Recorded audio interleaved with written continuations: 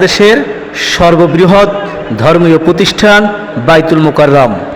অদ্য 20 সেপ্টেম্বর 2024 আজ পবিত্র শুক্রবার জুমার দিনে ঘটে গেল এক অতর্কিত হামলা। এই হামলার শিকার হলো বর্তমান বাইতুল মোকাররম মসজিদের ইমাম। কে বা কারা এই হামলা সংগঠিত করলো সেটা জানবো সাধারণ মুসল্লিদের কাছ থেকে। কেন হামলা করলো, কারা করলো? কেন হামলা করলো? বাইতুল মোকাররমের যিনি পলাতক সাবেক খতিব, উনি প্রথমে ইসলামিক ফাউন্ডেশন থেকে নির্ধারিত যিনি ইমাম, তার উপরে হামলা করছে, তারে টাইনে হেসলে মেম্বার থেকে নামায় মারধর করছে। এরপরে সাধারণ মুসল্লি যখন প্রতিবাদ করছে, সাধারণ মুসল্লি বুঝতে পারে না যে এরা এত লোকজন নিয়ে আসছে। পরে সাধারণ মুসল্লির উপর হামলা করছে, অনেকের মাথা ফাটছে, আহত হয়েছে, হাত পা ভাঙছে, মসজিদের গিলাস টিলাস সব ভাঙচুর করছে। আপনারা ভিতরে গিয়ে দেখে আসতে পারেন। আমরা অনতিবিলম্বে এই খুনি হাসিনার যে দোসর রুহুল আমিন সাহেব এবং যারা এই হামলার সাথে জড়িত সকলকে আপনার গ্রেপ্তার করে দৃষ্টান্তমূলক শাস্তি দাবি করছি। সাবেক এই যে ইমাম রুহুল আমিন সাহেব, উনি কি স্বয়ং উপস্থিত ছিল আজকে? হ্যাঁ, উনি স্বয়ং উপস্থিত ছিলেন। উনি মাইক নিয়ন্ত্রণে নিয়ে ওনার যে বাহিনী, সেসব বাহিনী দিয়ে এসব সন্ত্রাসী কার্যকলাপ করেছেন।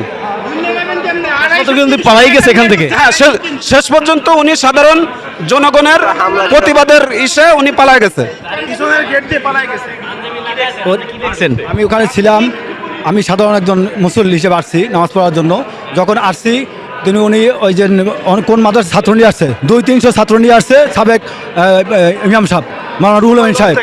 উনি কোথা থেকে নিয়ে আসছে তা জানি না সত্যিকারে, কিন্তু ছাত্র এখনও মসজিদের ভিতরে মুসল্লি সাহেব মিলে গেছে।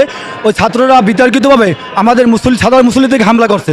কবি ছাত্ররা মাথায় পাঁচকলি ছিল, প্রত্যেকের দায় টুপি ছিল। কার উপরে হামলা করছে? আমরা সাধারণ মুসল্লির উপরে। ওই ওনার যে ওই সেকুলির জাম, যে ইমাম সেকুলির জাম, হাসিনার খুনি, হাসিনার দালাল, এবং উনি অনেক ছাত্র নিয়ে আসছে, সব দালাল। মাওলানা রুহুল আমিন না, উনি একজন শয়তান, ভণ্ড শয়তানের দালাল। যে দালাল উনি একজন প্রতারক, সেকুলারিজম। উনি একজন মোশরেক। কারণ যে যদি কোনো ইমাম, যদি কোনো আলেম, রুহুল আমিন হচ্ছে সে রুহুল আমিন যে কওমি জননী বলে উপাধি দিছে, এবং কি কওমিরা পর্যন্ত তার ব্যাপারে সায় দেয় নাই। উনি হচ্ছে বাংলাদেশের ভিতরে সবচেয়ে বিতর্কিত এই রুহুল আমিন। আজকে যদি এখানে সমস্যা হতো না, মারামারি হতো না, কিচ্ছু হতো না, জোদা মারামারি হতো না, শুধুমাত্র সেটা 1 সেকেন্ড বলতে হতো ঠিক আছে, আমি পদ্ধতি কিছু আমি চলে যেতাম, সমস্যা হতো না। আমি সবসময় এখানে নামাজ পড়ি, সবসময় যদি আমি 1টা বাজে আসি, ওই সময় ভিতরেও জায়গা হতো না। আজকে 12:30 আসার পরে দেখলাম যে আপনার ফুল কমি ওদের নিয়ে এসছে। সেই কি অতর্কিত হামলা নাকি কার সাথে কোনো আলোচনা করে? এটা হচ্ছে সম্পূর্ণ প্রাণ রাফি। মুসল্লিদের উপর হামলা করছে, মুসল্লিদের হামলা করছে ওই ছাত্ররা জুতার বক্স মারছে, সব কিছু মারছে। জাতীয়তাবাদী মুসলমানদের বন্ধু হতে পারে না। আজকে সন্ত্রাসীদেরকে ভাড়া করে নিয়ে আসা হয়েছে গোপালগঞ্জ থেকে, 10 সন্ত্রাসীদেরকে নিয়ে আসা হয়েছে। ছাত্রলীগ ছিল, যুবলীগ ছিল, মাদ্রাসার কুমলমতি ছাত্রদেরকে আজকে ইসলামের নামে একজন ব্যক্তির স্বার্থের জন্য ব্যবহার করা হয়েছে। সম্মানিত উপস্থিতি, আমরা জাতীয়তাবাদী ইসলামী শক্তি, আমরা সবাই ঐক্যবদ্ধ।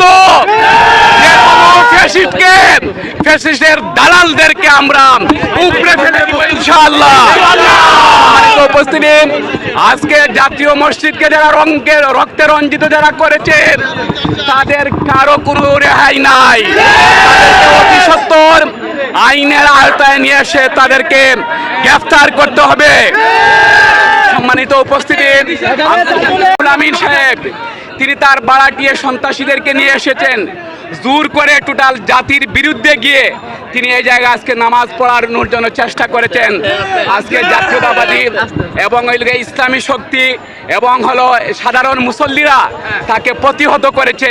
ইতিমধ্যে তিনি পালিয়ে যেতে বাধ্য হয়েছেন। সম্মানিত ভাইরা, আপনারা জানেন বাংলাদেশের